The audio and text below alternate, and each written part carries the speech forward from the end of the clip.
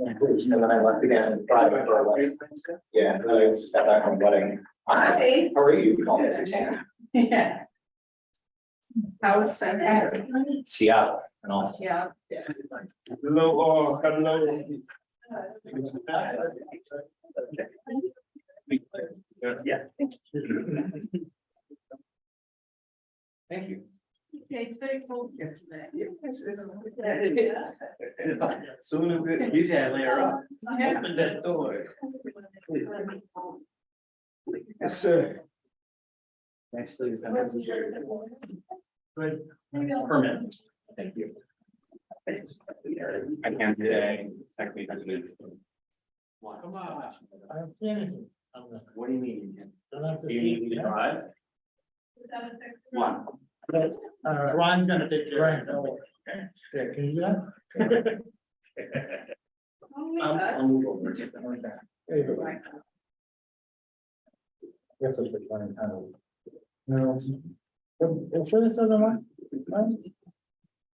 I don't know if you try it, maybe it won't work.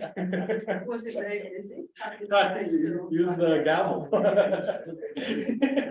Yeah, I was. Actually, it is nice. Very It's not very, it's already. It was expensive at one point. You guys have the nice. Did you get a? Do you think? The tablet? Yeah. I know she's doing the. Okay. Well, accommodate that. You know what? Very easy. I have one of them, like, fire.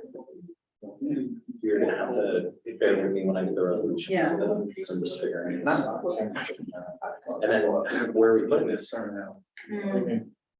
You have keys to Yeah, I that? mean, it's. Oh, yeah, yeah, All right, same, all right. yeah.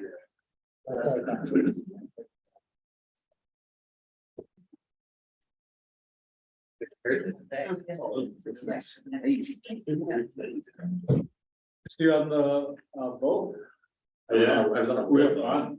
That was a real boat. No, I was at a wedding on a beach where neither the bride nor the groom bothered to look at the tide chart.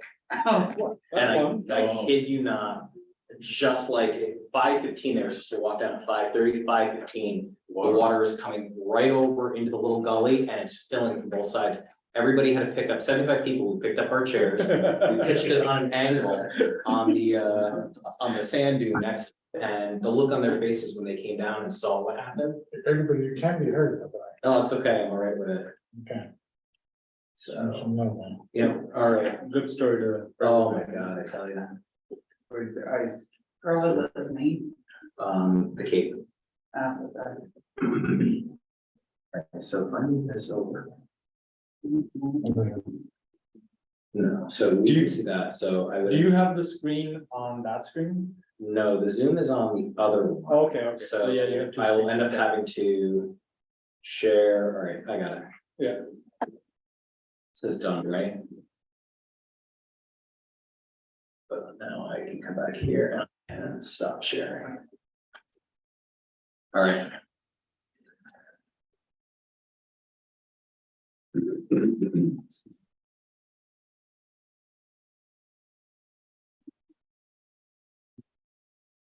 Crystal, can you hear us okay? Yep, I can hear you guys. Good.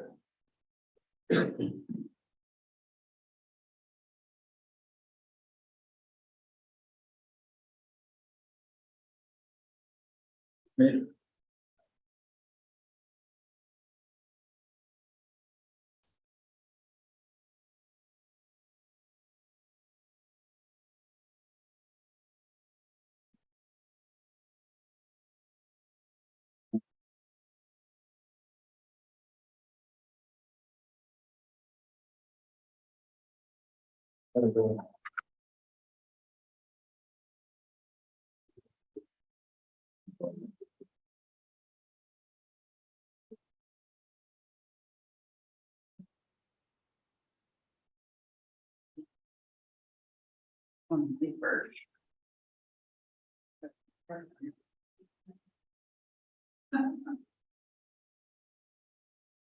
Sort of. You can get it there. You need it? Say in a second. When I saw. Yeah, good. right, it's just very obvious. Yeah, those ones.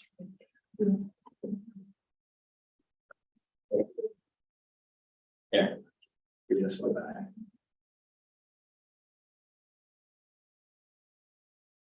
And once. I'm gonna use your phone. Yeah. That's Which one? nothing. I'm trying to get out of it now.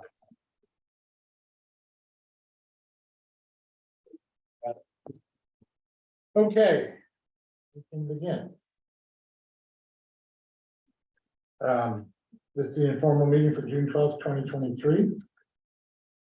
A copy of draft minutes of the May 16th and May 24th meetings have been printed on the city website. Who's missing? Oh, yes, Art is in Ohio, celebrating the birth of his child. Hmm. Theo's out of town as well. Anybody else missing? Margaret's online. So, copies of committee reports have been posted on the city website. And now we will begin department reports. Representative of Fire here tonight. First. Yep. Sorry, Liz. Get that down. Oh, Last minute edit. No, then, I won't forget. Oh. no, it is the list. That's not true. You're up. Good. 31 calls for service, for the month of May. 4 actual fires, 1 overheat issue, 5 motor vehicle accidents, and gas leaks. Water problems, 2 good intent calls and 15 false alarms. Any questions from the council? I've got a question. It's more regarding the new law that's was on recommendation of the chief, I think. Which one? For the open burn, I think. Yeah. Right. Right. Is there statistics like, do we have lots of calls that are kind of due to open burns, or is that just kind of a thing we're trying to do to like mitigate it? Yes and no. Most of the city residents kind of know the law. Right. Every once in a while, somebody will, seems to try to stretch that, Yeah, which makes an issue or a possible issue. right. So we kind of just, change the law a little bit, went a little bit more in depth with it and try to expand and allow people to have certain fires, which is nice, summertime, stuff like that. But safely doing it. Right. Those were the changes in that, including like the solo tows and, Right. Thank you. approved. Team. Yeah. Okay, I was just curious if there was occurrences that are happening that Yeah. kind of led. Yeah. No, I mean, it happens every once in a while, but I mean, it's really just, an oversight on one of the residents and they just weren't informed about like the laws and how, extent like they go. So, Thank you. Yeah, where were the accidents? What the streets were? The streets that the accidents were, I know there was, I think there were 2 on State, 2 on Columbia. We see a lot of the motor vehicle accidents in a lot of the same areas. 6th and Columbia, 4th and State, 4th and Columbia, those intersections. So just, building structure, I mean, they're almost like a blind intersection, depending on which direction you're going. So I mean, and there are traffic lights in most of these areas, so it's not like, I think it's just, they're not paying attention, things like that. Mostly vehicles or like motorcycles? No, mostly, vehicles, cars, we do, summertime do have motorcycle accidents, but a lot of times they're very minimal. I can only, account for maybe 1 or 2 over the last 10 years that I think was a serious issue for the motorcycle.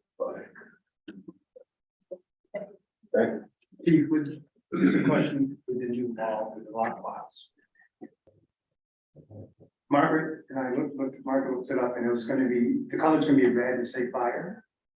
And but Ronnie did bring up a good point in legal committee. Should there be a standard location for the lockbox? Either by the door, for all, so many feet away from an entrance. And how's that's gonna work with, is that gonna be one central, one entrance, one exit? Needs it outside, I don't know. This is the Knox, right? Yeah. Yeah, no, so we actually did this with you guys up on Academy Hill before. It's an agreed upon place and it's communicated by every installation to the exact locations the fire department has, and we actually took a step further. We sent it to 911 services. So when, say it's new people and somebody dispatches, it's attached to your address when we call it. Oh, wonderful, okay.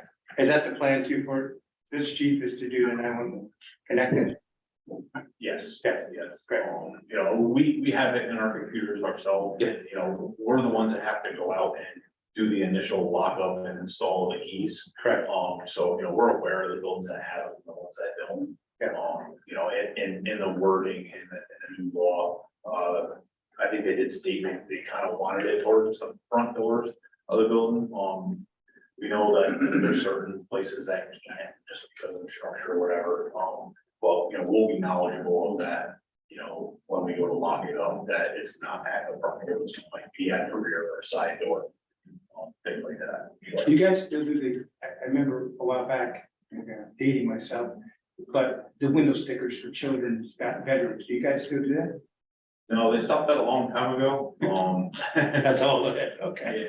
Yeah, I think there was, it was just. People moving in rentals, yeah. Yeah, we were finding that they weren't as accurate as they were. People moving, not having kids, not taking a walk. Yeah. So we don't want that potential risk on us of taking that. Well, it was a good idea, back in the day. Thank you. Anybody from the council? Yes, Tom, Oh. I Margaret? I have my hand raised. Oh, couldn't see it. Yellow background. Hello? You have a yellow background, so it's hard to see your hand. Oh. So I don't know whether you want to discuss this when we get to the law or not, but in the legal meeting, it wasn't entirely clear what the exact definition of smokeless is. Is that something that could be clarified, like explicitly in the code? In the language, if I remember correctly, says it is marketed as smokeless by the manufacturer of the container. I think that's what the word is. That's what it said, yeah. Yeah, So that would be clear to somebody purchasing something as to whether it was going to meet code. Correct. Okay. Okay, anyone else have questions on the council? Thank you very much. The only other thing, Commissioner wanted me to bring up, he didn't know, where we were at with, the overall topic and the sale of, buildings and, so you just wanted me to ask that question, just see if you. We're a little behind. Want any further- We're a little behind. Okay. The resolutions are on. That's a sale. yeah, we're having. Yes, for the, because we didn't tell the link the first round. We're gonna do it. I love it. Thank you. Thank you. Is Nia here? I do not see her, so we'll skip that. Seniors. Liz, you are now up. Was it a good field trip? It was, and we got back late for dinner and so it's been a busy evening. But Before you jump in, can you use more trees? I got 3 more bags.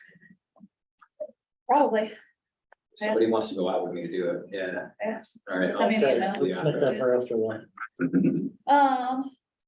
Hi, everyone. So we are in our last week of after-school programming. Friday is our last day. Today we did a field trip to Claremont where we made ice cream with herbs we picked from the garden, which was really cool. And also, as I said, made us very late to get back, but it was probably worth it. So not a lot about the programs at the youth center since we're only in the last week. I just want to say that we were really grateful for all the programmers that did work for us with us this year. And we're hoping they'll come back next school year because we had a lot of great opportunities with a lot of great collaborators. So you can see some of the photos here of going over to Hudson Hall to participate in their programs, a beautiful racket, working with our kids. Our school, Columbia County, came regularly with us and they're hoping to continue and even offer scholarships to some of our older kids for their programs. And we were really lucky with everyone that has worked with us and wants to work with us. So the next slide is just some photos. We did Student of the Month every month and we had a tie last month. So I guess there's no. Right handed So there's a so as we did some like tournament Thursdays where the kids do tournaments of ping pong and knock hockey and foosball. So there's some of our winners.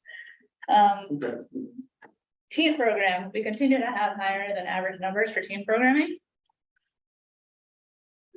And we also have really good participation in the Sylvia Center cooking class that they've been doing with the teens. The kids got into it begrudgingly, then realized there was food at the end of it. So then they got into it a little bit more. Which slide are you? Youth Center program team. Okay, great. And then with that, with the numbers we've been having, the success we've been having with that, we're gonna try to stay open for the summer with some hours. They're gonna be a little bit later in the evening as opposed to starting at 6, because really the summer kids aren't probably gonna show up at 6. So probably open closer to 7, stay open a little bit later. We're gonna be staffed for that. And we're gonna try and do some trips with the teens too, and go to the movies, go over the bridge, get ice cream, that kind of stuff. So hopefully we keep them really engaged and coming because our staff has been having a lot more fun with kids there. So, and then summer camp starts basically tomorrow. I know it's 3 weeks away, but it feels like tomorrow. We've had 150 kids register for summer camp. We've had all of our staff secured. We're finalizing getting our immunization records and our payments or proof of residency.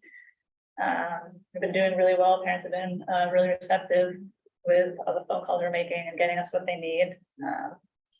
We have our staff training the week before camp, and it's going to be over a couple of days, and we're going to be training at Oakdale. We're going to be some online training, and we're going to go to the school where we're going to have our inclement weather location, do some training there. And so we're pretty excited about that. Got a number of fun and exciting field trips planned for this summer as well. So we're going to bring back the Zoom Flume trip, which everybody else is really excited about. I don't like water parks, so I'm not super excited, but I know it's kind of a tradition for Oakdale. So we're going to bring that back as well as a couple other smaller trips. And we're very grateful to the county for helping us to get that busing for those field trips. And without the county support, we would not be able to do that because transportation right now is just outrageous. So really grateful to them and all the work they've done to help us. Oakdale updates. We had part 2 of our spring rewilding this past month. We planted over 100 native trees and shrubs. We probably still need more because they're not all going to survive. But the continued work of the volunteer team does not go unnoticed. Every time I'm in Oakdale, if I talk to someone who's there walking or fishing or something, there's a lot of feedback about how grateful they are for the work that's been done. And again, it wouldn't be possible without the volunteers that support us. So also make sure that you do stay on the trail and keep your dog leashed because these plants are very tiny. They will die if they're stepped on. And also there's a lot of wildlife. I don't think I put in a picture, but I came across a young buck on the trail, and it's the first time I've seen a deer there since that disease wiped them all out a couple of summers ago. So that was really cool. And if we want the animals to stay, we have to respect the fact that we share the park with them and stay in our designated areas so they can be theirs. And the beach. I'm sure everybody wants to know about the beach. So yes, last week we got the float out on the water. We got some brand new lines for it because they were getting a bit iffy. We're hoping to open on Friday. We got our permit in the mail today. We have our inspection on Wednesday. We passed all the other years. We're going to pass this year. We're doing even better this year than we have in the past. So that being said, if we open, it's going to be for Friday, Saturday, and Sunday through the month of June. We just can't staff during the week, but that's still a lot more than we've had the past couple of years. And then in July, starting on the 3rd, we'll be open Monday through Friday, 3 to 6, and then Saturday, Sunday, 10 to 6. Reminder, that the beach is closed when camp is using the beach, so the beach opens to the public at 3 during the week. It's really helpful if people can pass that information on, so that we don't have to be telling people constantly throughout the day while we're trying to run programming, so. And then just knowing that the lines and the lifeguards are there for everybody's safety, so we can't swim outside of the lines, we can't swim when the lifeguards aren't there. It really is not safe to do so. You know, and the other areas of the lake where the rope is not designating a swimming area, we don't know what kind of hazards are under the water, we don't maintain that. But also, you know, part of sharing the lake with the wildlife, we swim in our area, with the exception of the fish, they swim in their area. But just making sure that we're all following the rules, keeping it as safe as possible as we can, because, you know, if we are unsafe and God forbid an incident happens, it's an asset that we could lose, right? The Department of Health is monitoring us. We need to make sure, not just for that, but for our safety, that we're swimming where and when we're supposed to. Also, my last thing, I just want to talk about the bike co-op that has opened up. It's right now Monday, Fridays from 3 to 6. They're thinking of kicking it back a little bit later as a start, just because they haven't been getting a lot of participation early, but the kids are showing up close to closing time, so might shift the hours a little bit. We're still looking for a part-time assistant, kind of an apprentice. It's a really great opportunity. So if you know of any young people that are interested in building bikes, they want to learn some skills and want to earn some money, it's $15 an hour. So not a bad first job where you get to learn a lifelong skill. And the mechanics are also doing monthly community rides this year, and it's going to be the second of which is going to be this Saturday. And it will occur the third Saturday of every month until September. And those rides meet at Oakdale at 8:30. If you want to go on a ride, but you don't have a bike and you don't have a helmet, that's not a problem. We've got bikes and helmets for everybody to borrow. You just have to sign a waiver when you're riding. Got kids' bikes, adult bikes. We really want to get families out there. So something I didn't put up here. On the next slide is just some photos of the bike shop, which already has tons of kids. And the two mechanics we have are really good at working with the kids. They're really good at reaching kids that are at different levels, different abilities. You know, they're really great, and they want to share their skills. So there's a bulletin board that went up at Oakdale that is right outside the office door, where I'm going to post you know, beach hours, camp hours, information. It's not going to be a public board because just with all the information that we have to share, there's just not going to be room for other stuff. But any bike shop, Oakdale, or youth department information will be accessible there, as well as on our social media. Thank you. There's questions from the council. Malachi. Yeah, I heard you mention a student of the month. Are you able to say the name? Yeah, last month we had a tie between Kehlani Charleston and Elise Kelly. All right. Yeah. All right. Other questions? Yeah, for that open position for the bike, is there each range? 14 is the youngest, we'll take, And then, looking for youth, but if someone older, like right now, we don't have an apprentice. just to figure if I post something on Facebook. Yeah. what If you're looking for part-time work, just let us know. Oh, I'll do it. I love doing that. But yeah, definitely share it, let them know. The application is right on our website, so. Just one more question with the lifeguards. Are we good with it? We were pretty solid. We had some guards, we had a lot of guards return. We had some guards that left us last summer come back because they realized how great we are and how fun it is to work for us. And we've even got some younger kids that are training this year too. So we're building that foundation to the guards to take over. So, and we have our two lead guards back again this summer, Zion and Deontay, who have been, honestly, I would not have been able to do anything at the beach the first year I got here if they hadn't been here to help me. They were amazing. They are amazing. And I'm so glad they're back over here. And Zion has taken on a couple of trainees that he wants to pass on his skills to, because he will be leaving us next summer and he wants to make sure that they're trained up to take the spot when he goes. Any other council questions? Dominic? Liz, with this bike trip, is there a map? I thought I seen him a couple weeks ago. Is there a map?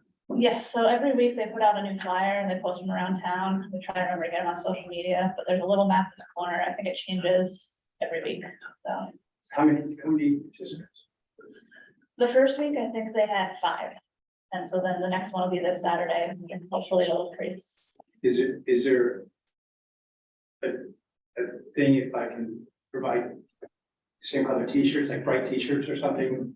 You know, with a name, you know, with a logo or something on it for them, so as they're riding, they can, you know, it shows who they are and also identifies, you know, that they, who they are, yeah, for the other people riding. Yeah, I mean, that would be cool. They have their shop t-shirts, but they're not very bright, so. Yeah. Who do I talk to? Or just talk to You you? can talk to me, or you can send me an email and I'll send you the email for Erin. I don't have it on the top of my head, but she's got her own email where she manages. I had a logo somewhere and I looked with, when I did the bike safety with a nice big bike on the back. Mhm. And maybe we could use something Hudson Irish or something creative and with a nice either yellow or bright color. Yeah, that sounds great. Yeah, thank you. Council members, anyone else? Thank you, Liz. Thanks very much. Have a good day. Up next is Heather. Treasury report, Hello, how are you all? I'm going to go ahead and share my screen. please do.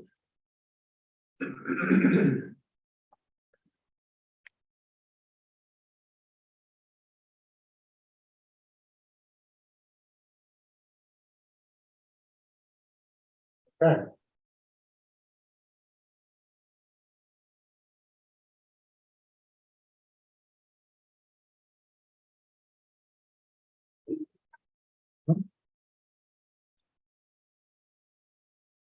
Heather? Did we lose you? Still online. Yeah. Heather?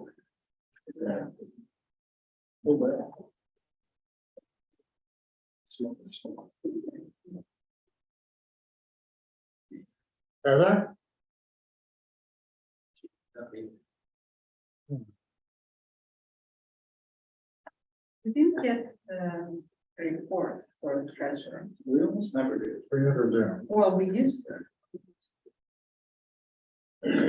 Yeah, we did get a couple of times. I just, it used to be, I think, I'm gonna. Yeah, we did. Yeah. Do you want to try that? Heather? Okay, we'll come back to Heather. Let's go to, let's see, I'll carry here. Rob, are you here somewhere? Hi. That might be him. Oh, it is. Can you read it? Direct. Yes, I can. It's right there. Rob, can you hear us?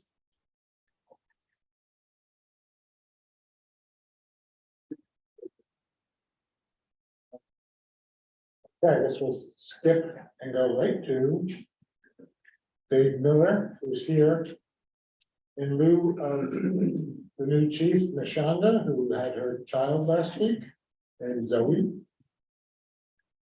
Good evening, good evening. Hope I didn't steal your thunder, Dave, by announcing that. That's okay. Like the new haircut. Thank you very much. It's that time of year. I want to start off the meeting by saying, if you guys don't know me, I'm a lieutenant at the City of Hudson Police. I'm second in command normally, but because Michonne is out, I'm the acting chief until she comes back because she's enjoying time with her baby, which everything was great. And I wanted to start off by passing a beautiful picture of her, which she gave permission of, and she's just adorable, so. Yeah.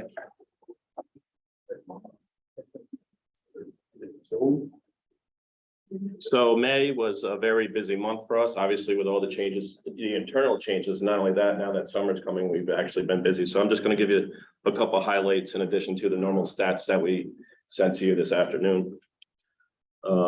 So Bashanda is now chief. Police Commissioner Bauer appointed her back on May 24th. Chief Moore retired on May 19th. You guys all know this, the great chief. I will miss him. Also promoted, which is over here, is Jeff Kaiser to lieutenant. He shares the same rank as me. During May, just so you guys know, we had an internship with Questar, the school, and we had the students come on May 23rd through the 25th. So they came, they learned different aspects of policing, and we really enjoyed them. They gave us letters of, they were very thankful, and the program went really well for that week. Also, we did what's called a bunny detail during May. and that's Buckle Up New York. It's a grant. The state actually pays us and reimburses us to do traffic. We sat down on South Third or Bay Road, if you will, with the state police and the sheriff's department during that time frame. And we were able to get a lot of violations on that. Also during May, we had a Memorial Day service, we were part of the ceremony. We did the honor guard, which was great. We were very happy and proud to do that. And we have been doing that for a long time. So the guys did a really good job with that. Another thing that just came out, which I sent to your guys' email, is we have a position for police officer open. So the exam for civil service is up. So we want to get the word out as much as possible so that people can take this exam and be part of our team. Let's see. Also, another one, this is kind of going back in time. You guys probably already saw it in Register Star back in 17. We had the murder and he was finally sentenced. And he's getting 50 years to life, which HPD is very proud of our work and what we did for that to get to that point. Also the stats, just so you know, I'll kind of go through them because I know I already gave you, but for anybody who didn't have them, we had 2 uses of force. The officer, one was pointing a taser and the other one we actually tased somebody. And what happened with the one where we tased them is the subject actually stole a car and he didn't comply with the detectives and the officers, and to stop them from fleeing and fighting, they had to use the taser in that one particular incident. The other one, they displayed it and the person gave up and nothing further with that. We had 35 arrests, 74 total charges, which is about normal. We had 11 of the emotionally disturbed people. We had 11 calls, which is about our average. And we administered Narcan 1 time during May and no deaths or overdose, yes, but no deaths. And also the body worn camera reduced, which I sent you guys, nothing out of the ordinary, nothing for discipline or anything like that. And I think that's about it for us.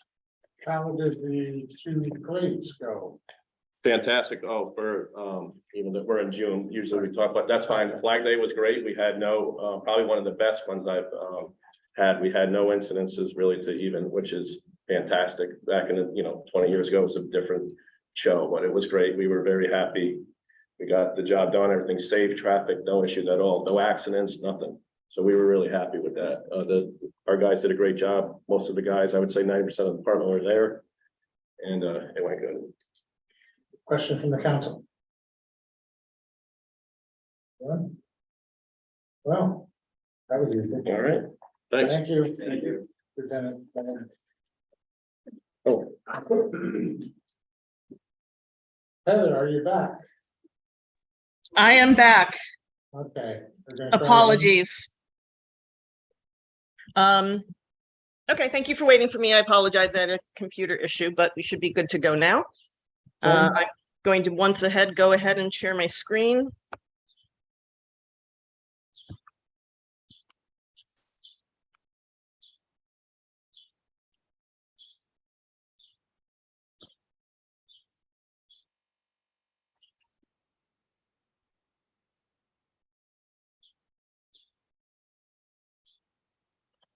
Okay, can everybody see that?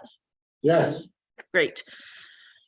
Okay, so the usual things that we look at: parking revenues, building permits and fees. We're still tracking quite nicely against budget. We are through May, so that's about 42% of the year, and you can see on average we're at 47% for parking revenues.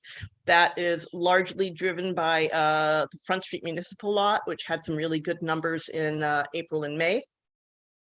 And but if everything basically is in line, parking tickets looks a little low, but I think the summer is when it really peaks, so I think we'll see some increases in that number there. Building permits and fees. Sorry, I just need to move the guide thing to the other side of my computer. Sorry. Building permits and fees. We're a little below, but again, the early months and the late months of the year, January, February, November, December, tend to be a little lighter just because of the nature of construction. So we're still pretty strong at 34% there. I don't have anything new on any of the taxes, mortgage tax, sales tax, lodging tax, because nothing has come in yet for those, that's new. Hopefully by next month, we might have another quarter of sales tax in. So the big thing that we've been working on from the financial perspective is our financing. So as I think you know, we issued bands, which are bond anticipation notes, initially in 2021 to fund a couple of projects. We had hoped that by the end of that year of, so bond anticipation notes are a one-year borrowing.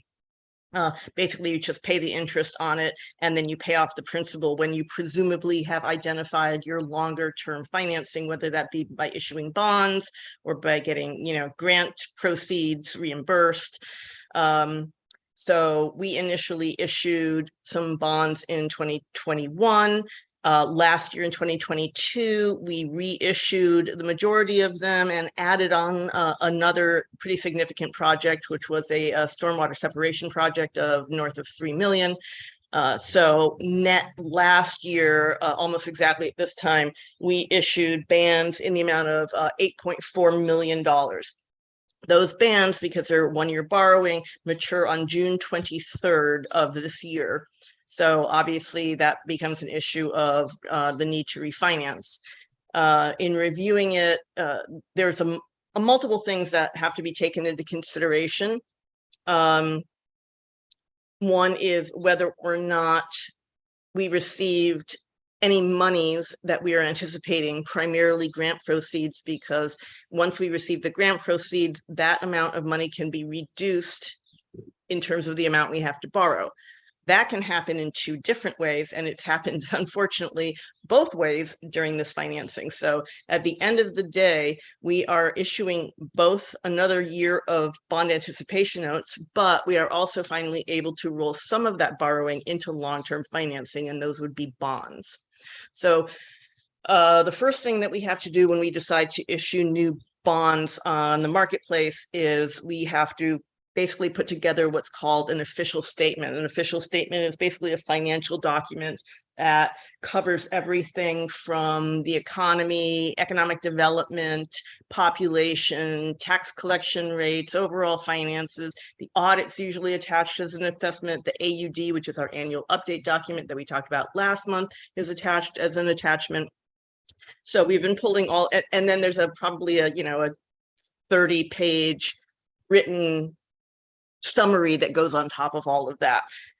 So that's one component that we've been working on. The second component is, unlike when you go out for a bond anticipation note, when you go out for a bond, you need to get a market rating from one of the people that does, so Moody's or Standard & Poor's. We've gone with Standard & Poor's. Our last rating was when we issued the bonds for the police and court building. I believe that was back in 2015, 16, somewhere in that range. So we needed to get another bond rating. That basically consists of having a 1-hour interview with representatives from Standard & Poor's who grill you on things about your debt, the economy overall, financials, management in place. That happened the week before last on May 31st. It takes them about a week to turn it around. So we just got our rating on the 7th of this month. Very happy to say that we maintain an A+ rating with a stable outlook. That's very important. I have to apologize. It says report attached, but my PDF software wouldn't let me combine them. I don't know why. I do have the Standard & Poor's summary. It's just like a 2 or 3 page summary that I can show you, but I'm also going to be publishing both that and the official statement once it's complete up on the city website for everyone to view. So #1 market rating, we maintained our rating. Honestly, it is probably about the best rating that a municipality of our size could expect to get. So I think we should all be pretty happy about that. And the fact that we've been able to maintain it for the last, 7 or 8 years is obviously, thanks to everyone involved in all of the financial decisions, including the council and the mayor's office. So as we said, we had borrowed 8.4 million in short-term borrowing last year, which we have to pay off on June 23rd. So out of the 8.4, we're going to be refinancing a little over 7 million of that. And some of it's going to be in short-term bands and the rest is going to be in bonds. The actual sale is going to be this Wednesday at 11:15 a.m. So everybody keep your fingers crossed that we get multiple bids and good bids. Basically what it is all the people out there that do institutional investing, these big companies that buy like large swaths of not just, you know, corporate bonds, municipal bonds and things like that. They will come in and bid, and basically they're going to say what interest rate they're willing to take. And there's a thing called the premium, how much of a premium, if any, they're going to offer. And, you know, at the end of the day, we take what is the best financial picture for us. So we should have that information by, you know, noon-ish on Wednesday. In terms of how the financing is breaking down, out of that 7 million, almost 2.1 million is actually going into long-term bonds. And that is for projects that include the WIA project, which was the Washington Street replacement of the water line. The wastewater treatment improvements. This particular one was for the replacement of various pump stations. The acquisition of a ladder truck, which was the ladder truck we took possession of in 2021. But at that time, while it could have gone into a bond, we did not feel that that standalone was enough to generate enough interest in an actual bond sale. So we temporarily financed it through a bond while waiting for some of these other projects to become ready so they could get rolled in. And then the last one is a bond for the City Hall improvements that you're all aware of that are currently undertaken. So out of those projects, sorry, did somebody have a question? Or is this a... Something is sneezing, that's all. Oh, okay. So that's basically $2.066.9 million that we're going to be turning into long-term financing. We'll talk a little bit about the impact of that in a minute. The balance of it, which is almost 5 million, is continuing to be rolled over into a ban. It's not ideal, I will say. It's unfortunate because, for example, the Promenade Park project, as we all know, has been done and it's been done for months, but we are still waiting on over $1 million in reimbursement from the state. And while we can usually float loans of things of, you know, a couple 100,000, 400, trying to float $1.2 million for another year, I think is asking a little too much for the city's cash flow. We are able to reduce the amount significantly based on various grants that we've received so far, reimbursements. So we're going to be refinancing about 860,000 of that for another year. My hope, I'm sure all of our hope, is that a year from now, when we're looking at refinancing the bands again, we will have all the reimbursements from that project, and whatever little may be left can just be rolled into some sort of financing, or probably just paid off with, you know, budgetary funds. The DRI Hudson connectivity improvements, aka Hudson Connects, that is that one makes more sense because we are through the engineering process, but we have not entered into construction. They've gone out for bids, I believe, at least twice. It's come significantly over budget. The scope of work has been reviewed and slimmed it down, and I don't know if it's out for bid or about to go out for bid, but the idea is to bring it within the project budget. You will see a bond, a modification to the bond resolution on this one, just to up the project cost, because the actual project cost from the Department of State is higher than the $3.1 million that was originally approved in the bond. Honestly, none of us that worked on that quite understand where the 3.1 million came from. I think it came from the fact that that's what the anticipated construction costs were, but there's also, you know, 600,000 of engineering before that. So the whole project from the DOS is actually about 3.8. And then there's also the question of another DRI project that was initially standalone, which is the Cross Street Stairs, but that basically has been rolled into this project operationally. So that adds another $250,000 to it. I'm I'm working with bond counsel now to see if we can just roll that all into one bond resolution or whether we need separate ones. But in any case, you're going to see that. And that's the only reason, is just to make sure that that number is accurate. CSO Front Street is very similar to Promenade Park in that the project has been completed for a while, but there is still another $1 million plus reimbursement that we're waiting for the state. And again, we don't have the ability to, carry quite that much of a loan, given all the other loans we have outstanding for the other capital projects that are happening. So, the thing I think to remember with these bond anticipation notes is that the overwhelming majority of all of these will be covered by grant funds. So when you look at the 4.9 million, I would say probably close to 4.7 million is going to be covered by grants between the DRI and various WQIP and CBDG grants on the CSO Front Street thing. So what does that mean from a budgetary impact? So the bonds, because the bonds, if you remember, the bonds are wastewater distribution is the water plant, that was the water main, wastewater treatment is the sewer budget, and then the ladder truck and city hall are obviously the general fund. So breaking those out, the general fund, the debt on the general fund is going to be about $140,000 a year. But it works out pretty well because two pieces of debt service that we have, one for a 2013 fire truck and one for the 2018 air packs for the fire department, both have their final payments in 2023.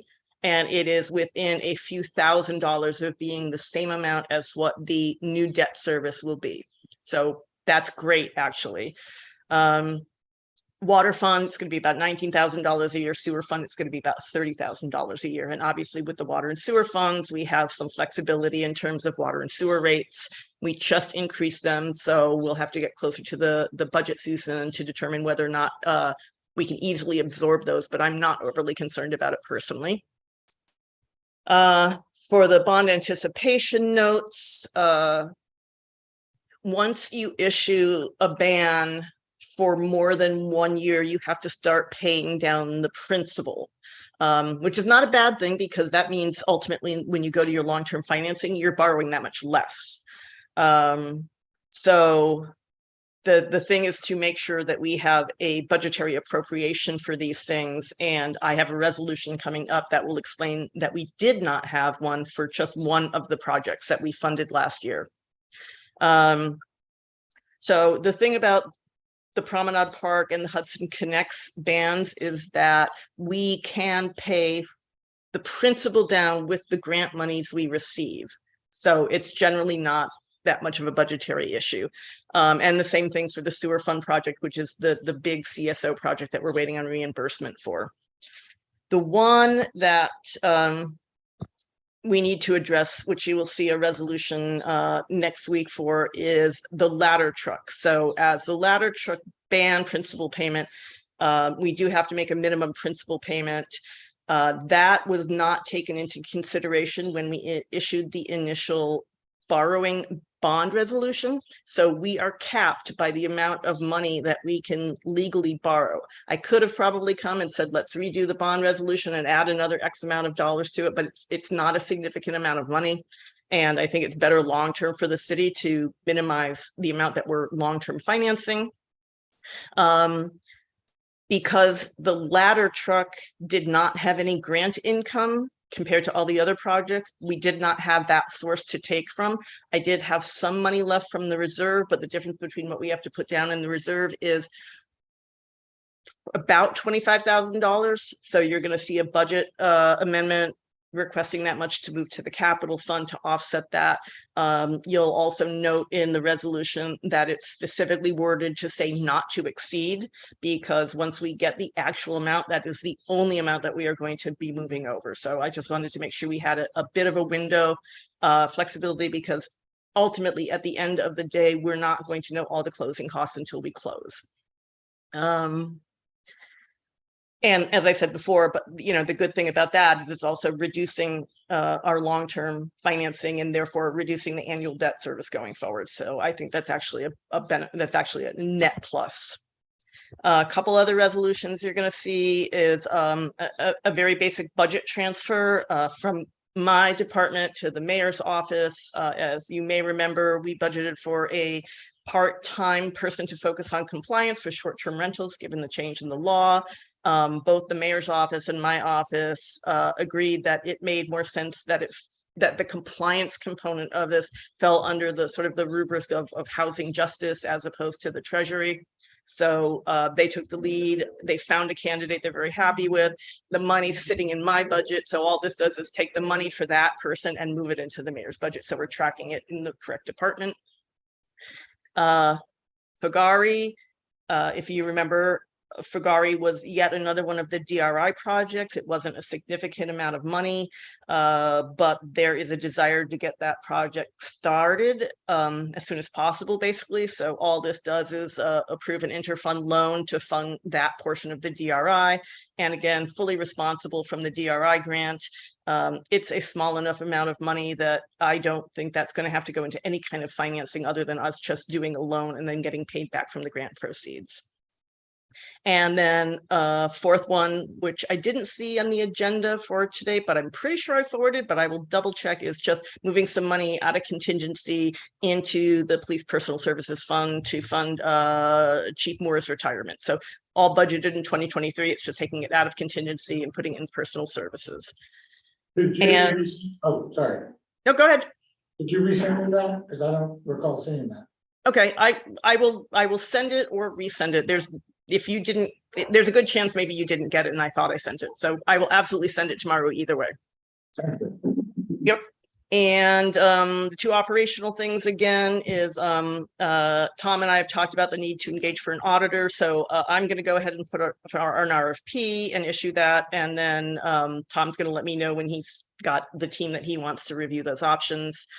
And the single federal audit is something I really have to start up again. I have not been through one before. I've already reached out to one of our auditors, a previous auditor, and they've agreed to sort of walk me through the process. So I will be doing that before the end of this month and getting back to you and let you know what that entails and what the cost implications of that is. And again, that single federal audit is because the city received more $750,000 or more of federal funds in a single year. And that by itself triggers the need for a single federal audit.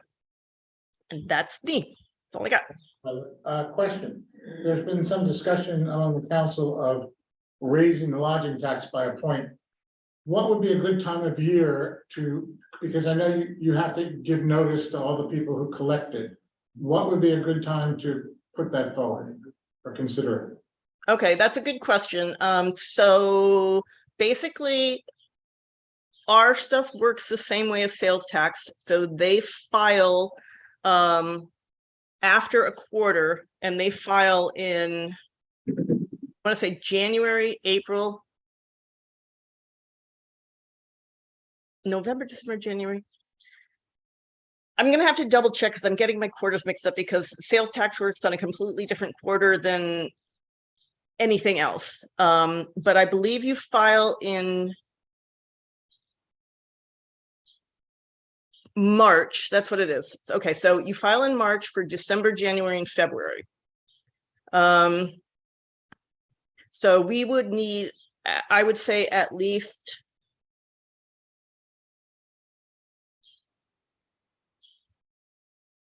I'm sorry, I'm just trying to think aloud here. But you can send me this in an email. Okay, I will do that. I will do that. Thank you. Questions from the council? Vicky? Yes, Heather, would it be possible to give us the report prior or maybe after? But it's a lot of dense information. It's hard if you can't, I can't see it from up there, no. Yes, I apologize. I will do better to try and get it in front of you in advance. It's just been a crazy couple of months, but I will very much endeavor to do so. And I will make sure that that it's issued tomorrow to you individually, all of you individually. as well as published. Thank you. Any other questions? Dominic? I know we got a couple properties on our resolution. Any movement on Paddock Place? For sale? We can't put it for sale because the eviction has not been completed. I will follow up with Andy to find out what the status of that is, but I think, as I mentioned, a month or the month before, they're literally saying evictions are taking like 9 months out of the sheriff's office. And you know, that is what is holding us up at this point. So until they are evicted and we have clear, the property is in the city's name. It was never moved back to his name. It was only going to be moved back to his name if he kept up with his payment plan, which not, and he did not keep up with his bankruptcy plan. But I will check with Andy and see if he has any more insight as to what the turnaround time on the eviction might be. Any utilities are still in the owner's name, No, the property is in the city of Hudson's name. including utilities? No, utilities are not, just the physical property. So yeah, we're not paying any utilities or anything like that. That's actually a good question though, because it reminds me of I don't know if this was on anybody's radar screen, but the Supreme Court just passed a decision last month about the selling of foreclosed properties. The basic issue at hand was somebody who had their property foreclosed on for, let's say, I'm making up the numbers, but like for $70,000 in back taxes.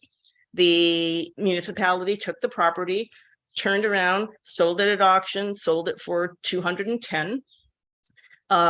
And the challenge was that the municipality should not be able to keep any funds in excess of what it was owed. It was a kind of contentious decision because, in my opinion, there's pros and cons to both sides of it. The downside, ultimately, the decision that they made was that no, the municipality cannot, for two different legal reasons, can't really hold on to those funds anymore. That's important to us for a couple reasons. One is that is how the city of Hudson has handled things. And we were able to do that because the city would actually take possession of the property, put it in its name, which made it our property to sell. But the Supreme Court has basically said, even if you do that, you cannot keep the excess funds. That is understandable from a taxpayer standpoint to a pretty significant extent, I think. But what it does in turn is it basically means that anybody that decides they don't want to pay their taxes gets a free real estate lawyer through the city of Hudson, because we become responsible for selling the property and going through all of the work and all of the expenses to, put that property back on the market with no cost to the property owner. I think that's probably going to be able to be mitigated to some extent in that I have to assume that if we are able to track all of our expenses, that we are able to, add those expenses to whatever else they owe the city in terms of taxes. That's easy enough from, if you're outsourcing to an attorney, because they're going to give you bills that are specific to that project. But when you start thinking about, how that impacts, for example, my office and the work that we have to go through to coordinate those sales and the foreclosure sales, it gets a little tricky. So I mention this only because I think it's an important thing. It's not like the city has ever made a huge amount of money on selling foreclosed properties, but we have on occasion had that ability to bring in an income stream, and that income stream is no longer allowed. Thank you. Okay, any other questions? Thank you, Heather. Thank you. Last but never least, Rob Perry, are you there? I am. Excellent. All right. Heather, I need the screen. No. I asked politely. You did. I'll give it to you. All right. Okay. Septage revenue for April was $41,860. which is, more consistent with what we see this time of year. One of the big projects that we do with the plant, and it is, it's hard for me to imagine that the new plant is actually 12 years old, but it is 12 years old. And so a lot of the, there's a lot of wear, and these items they're expensive. So this is just one set of gears and chains. This is a chain of long things here called flights. And they basically are what skims the undesirables out of the primary clarification process. So it's integral to the treatment process. And they just were wearing down, they were breaking, so we had to replace them. This is what they look like when they're brand new, and this is what they look like when they're installed. So you can see they scrape along the bottom to take all the heavy stuff and push it in towards a pump so that we can try and remove it from the process. So just this set, of which there was, this is the East cross collector, it was about $20,000. There's 4 more sets of these throughout the rest of the plant, or 3 more sets throughout the rest of the plant. So, when we do have to replace things, they are pretty expensive. We also had some replacement. The water plant is almost 20 years old now. This is just one of the cabinets for the chemical feed ports for the sodium hypochlorite, which is the chlorine. And you can see it's pretty well beaten up and corroded, so that had to be replaced. And that's just what we do. There's just replacing a lot of things that just wear out. This hydrant here, most of the times when a hydrant gets struck by a car, there's a breakaway flange at the bottom. So we just take it, put a new flange in there, reset the hydrant, put it back in service. In this instance, down on Columbia Street, the person really creamed it and actually broke the hydrant. So we actually have to wait for pieces to try and reassemble this. They broke one of the steamers. So it's a pretty significant repair. One of the other things, this was down on Montgomery Street. So usually when we do a water break, we try and turn a valve off on either side, isolate it, so we don't take that many people out of water.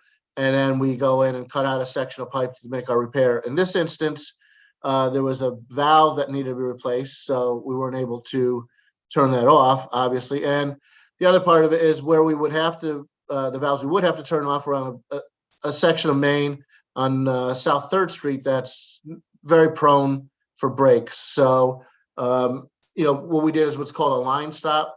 This runs about $2,000. We do the whole, the company comes in, they actually core out a little piece of the pipe and they insert a balloon and then inflate the balloon, which shuts off the water. And then we're able to conduct our operations. But one of the things so this is the coupon that comes out of the main. And, what's, kind of concerning is you can see this, the bright metal is actual, cast that still has pretty much integrity. This lighter colored stuff is pretty much brittle. I mean, it's been in contact with the soil for maybe 120 years, maybe more. And, it's showing its wear. Also, this is from the inside of the main, and, you've heard of, like plaque that develops inside people's arteries. Well, in water mains, it's called, I was gonna say tuberculosis. It's tuberculation. Basically, it's the water reacting with the minerals in the water, reacting with the minerals that are in the main. And, this is probably over 120 years or so, but you can see that it does, constrict and reduce the size of the pipe, which, restricts the flow. So that's why these older 4-inch mains, it's, they're on the top of our list to get replaced, which brings me back to that WIA application that we'll be putting in this July for North 3rd Street and Robinson, which are both 4-inch mains. So the good chance they look like this. Replace valve Montgomery Street. So just busy week we had this past week. It's preparation for Flag Day. So all these barrels are actually from the County Highway Department. They loan them to us, and then we have to go put them all out. These are the weights for the barrels that have to go on, and the snow fence. We don't use snow fence anymore. They loan that to us, so that was going on. So we probably spend at least a week preparing for Flag Day, just from logistics and moving materials around and getting materials from our neighbors and other communities, and then just putting them out. And of course, after it's all over, you know, there's DPW has its own little parade on Sunday morning where, you know, we have the street sweeper comes along. You know, we have one truck that's picking up all the supplemental garbage cans. We have another truck picking up all the barricades. The cones are up here. And then another truck and trailer picking up all the no parking signs that went out. And there are probably about 300 no parking signs for something like this. So, and again, we spent, you know, days kind of getting everything ready and, you know, taking it all down is another half a day. Some seasonal work, a catch basin repair. I believe this was on Columbia Street. It's actually a catch basin replacement. You know, some more blacktop work. Striping, you know, we have the thermoplastic stuff that's pretty heavy duty that we use for doing the lines for stop bars, which you can see here in the background, and for crosswalks. This is just a regular marking paint. It's nowhere near as resilient, but it's also nowhere near as expensive. And we do that because, you know, these aren't really a travel lane. So, you know, it'll last fine here. If this was put out in the travel lane, like we used to do for crosswalks, they usually wouldn't last more than a couple of months. It's basically a little power sprayer and a can of paint and a couple guys spraying it down. Also, there was the annual, the Fireman's Home has their big truck event for the kids. So they asked us to supply some equipment. So here we have our big loader with a snow blower on it. This is a street sweeper. This is one of our larger backhoes and a dump truck. You know, it's, you know, they ask, we're happy to do it. I hear the kids like it. So sounds good. Some parks work here. This was just us. I guess there was some mulch that was donated from Olmsted's out in Ghent, and so we hauled it in, put it where it was predetermined to go, and then the FOPS people came in the next day and with the volunteers and scattered it around. Also seasonal, we did this round of the hometown heroes, and here's our one and only. Let's see if I can do this. No, I can't. Charlie Webster, who's on the DPW crew. Let's see, dog park. There was some potholes down there, so we've been doing blacktop. We've been doing a little down there so that, you know, cars don't get beat up on the concrete pad.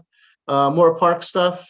This was Promenade Hill, and as part of the new construction, you know, there's these little subterranean yard hydrants. So it was pretty dry for the last week or so. We were able to just put some hoses into it, some regular sprinklers to keep the grass, you know, from getting burned up. This is the whale feature. It wasn't, we didn't turn it on when we opened the park because I think we opened it in October.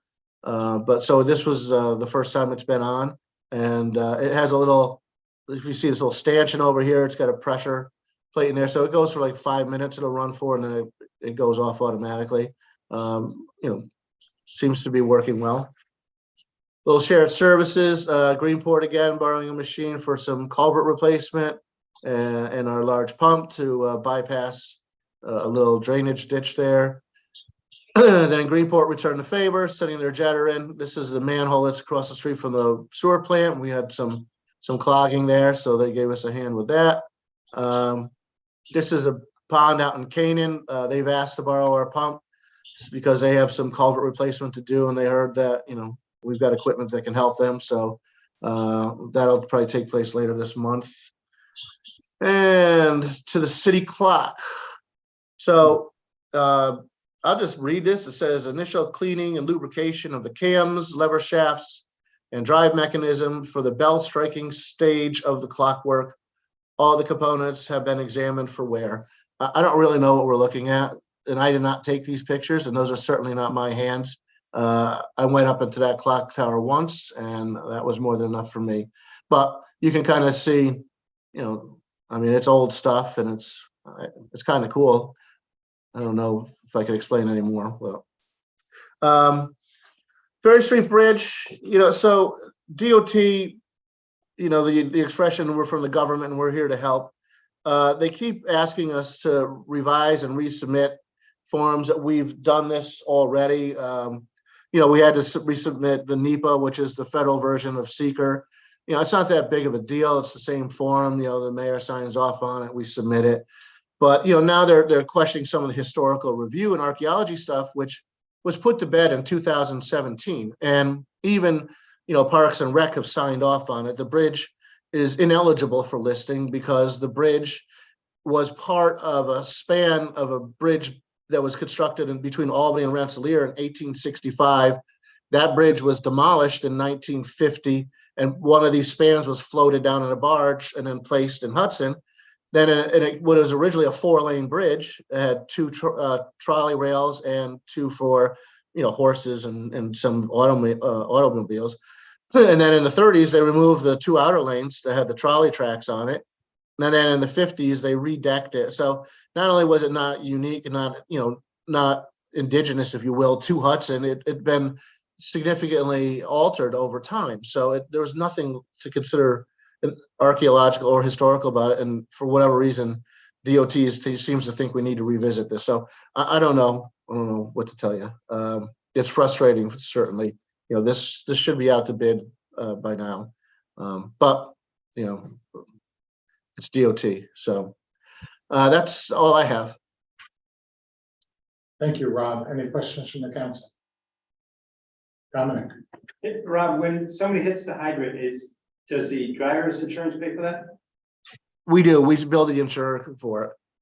Okay, thank you. Speaking of which, Rob, about 5:40 earlier today, I witnessed a vehicle that struck a street sign right on the corner of 6th and Washington and took down the sign. I do have a picture of the vehicle. I don't know if you want to pursue that for the damages. We don't really mess around with the street signs because the street signs all have breakaways. So there's like the bottom foot of it is in the concrete, and then it has 2 bolts, and the rest of it is just bolted to it. So what happens is they literally break 2 bolts, and the sign. Sometimes we can reuse the U channel, and sometimes we have to replace it. But it's literally like a couple $100 worth of expenses. So it's not that big of a deal. Sometimes it's just a couple of bolts. But currently the street signs are on the ground and the pole is bent. So just so you know. Yeah. Street Washington. Yeah, that's it. Anybody else on the council? Okay, thank you, Rob. You're welcome. Be quiet, please. Rob, Please be quiet. from the public, No, there's no public comment. why no mention? There's of no Washington public Street? comment. Nothing going on there worth mentioning? Okay, we're moving right along. We have 4 communications.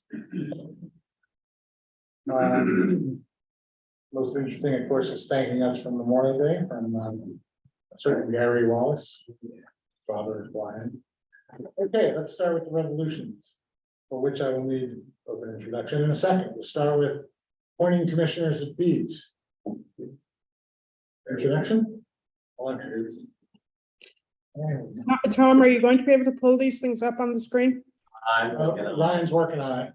I'm playing the role of Michael tonight. Michael's so ill, for those who bear with are me. interested. All right, can you see the main screen? Yep. All right, Thank so you. what's the first one that you got? The commissioner of fees, thank you. Can everybody online see that? Did that come up? Okay, thank you. So I have, Knowledge base. well, you're gonna send me the second. Okay, that's Ronnie introduced. Okay, the next.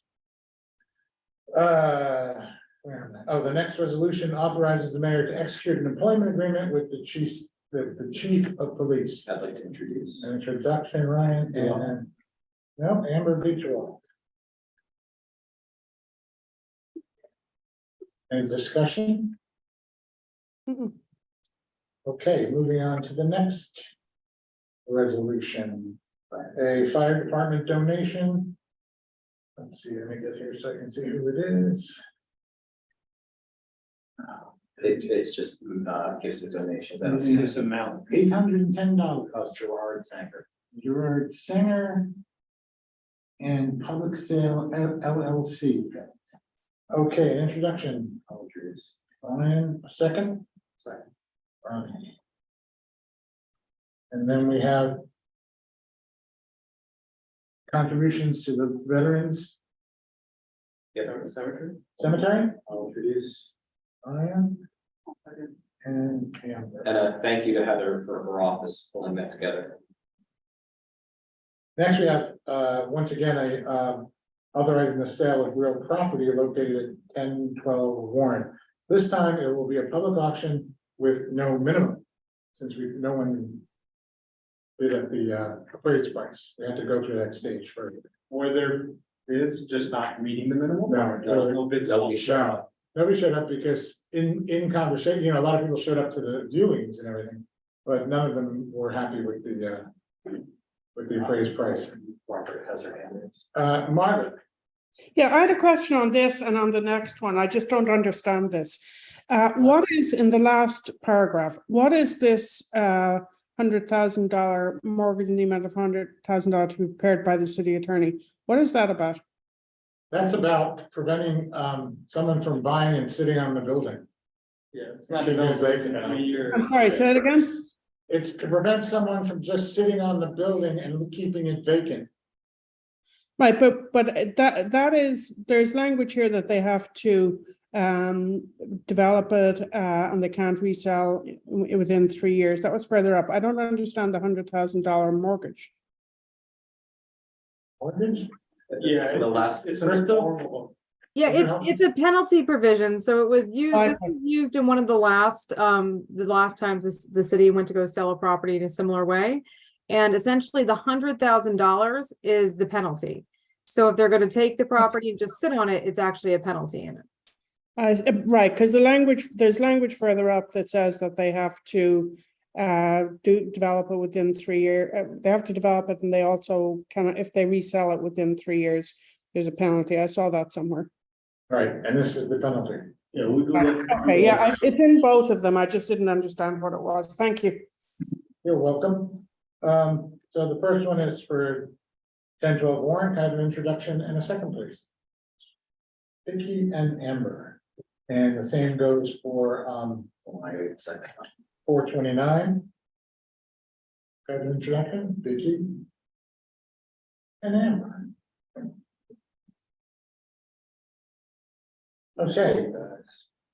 The next resolution authorizes the mayor to execute a contract for architectural engineering service related to Charles William Park.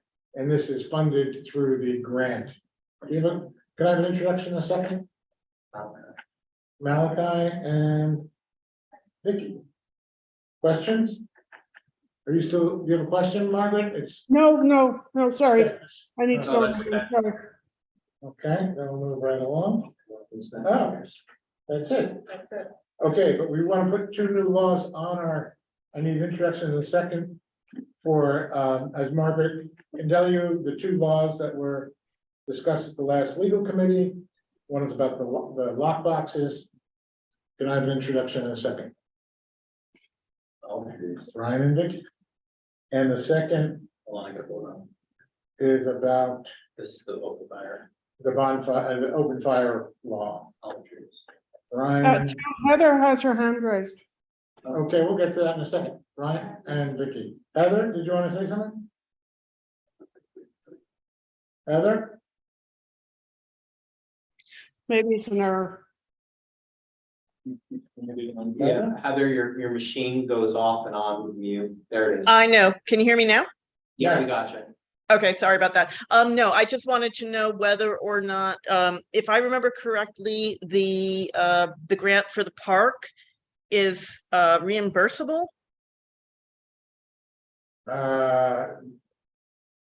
So Tom, Peter was, Oh, Peter will know. Thank you, Peter. so Heather, it's a direct grant from Utopia, the not-for-profit organization. And I don't know where the money is, but there's a signed contract between the city of Hudson and Utopia for those funds. Right, that I know. It's for $350,000. We do not have that $350,000 in hand. That's fine. The only reason I'm asking is because if they are going to do it on a reimbursement basis, I will prepare a resolution for next week for another loan for a capital project. But if they're willing to give, obviously, if you're going to give them this project and they're going to say, great, here's the money for it, then we don't have to do that. I just need to know which way it's going to go. So Peter, are you my point person on that? Yes, I'll have to speak to them on that specific question.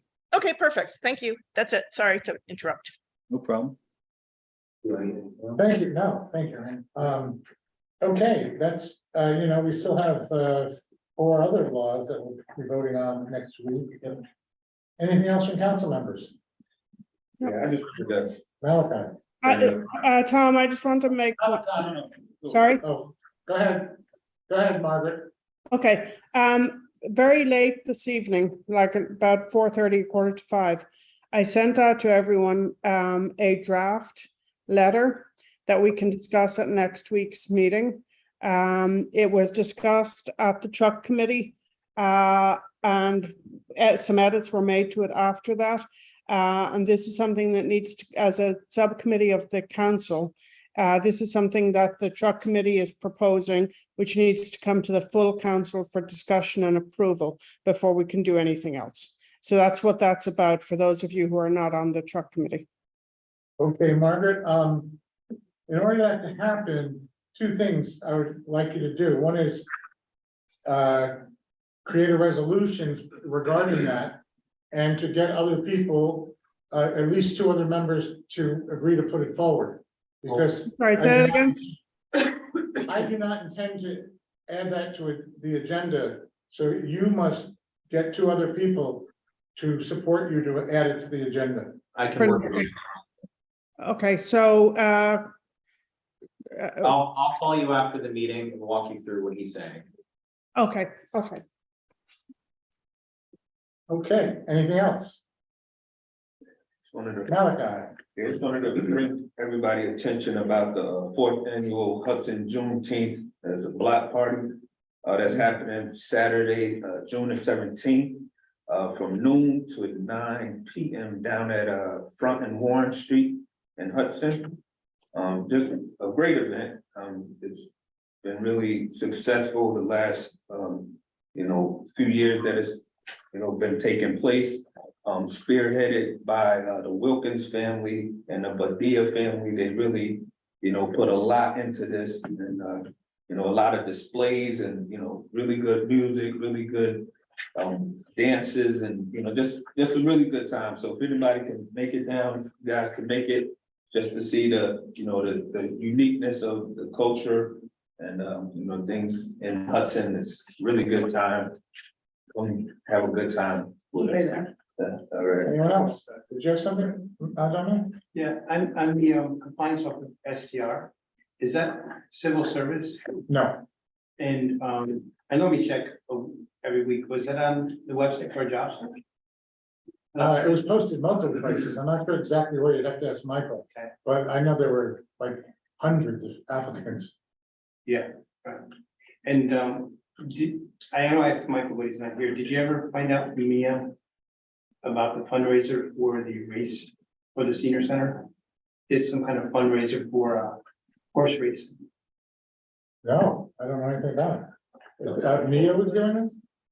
Yeah, they did. The senior center did some kind of fundraising to raise money, doing some kind of racing. That that's not something we're supposed to be doing. So I was wondering- Yeah, I don't know. She said it at a meeting? It was on Facebook and they did the event, I think, at the senior center, I think. Yeah, it was a couple months ago. I went to ask and Mike was gonna look. Like, Was it they just lost it or there was some gambling involved about this? well, I think it was like, yeah, it was like a fundraiser for the event. It was like whatever money was raised. It was so, it wasn't a lot of information on the website, on nothing. So I was just wondering how that. Yeah, no, I don't know anything about it. We'll have to find out. Thank you. Anything else? Tom, did you need 2 people supporting this for the agenda this evening, or can I get that to you tomorrow? Do that, but between now and the next meeting. Oh, okay, because Duan and Ronnie are both on that committee. I'm sure they support it.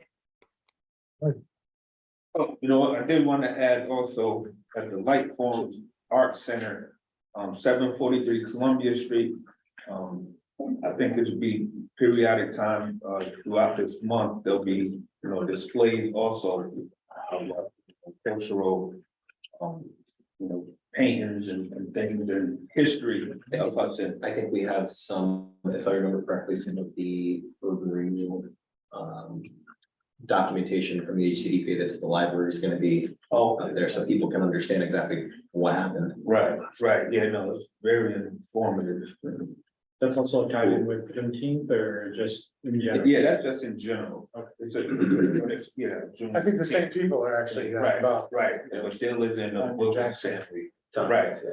Tanya did a great job with And that. of course, we donated to the Juneteenth Festival Right. and our events coming to the city. Anybody else? What that means to one. Second. All those in favor, please signify by saying aye. Aye. Anyone opposed? Aye. want a copy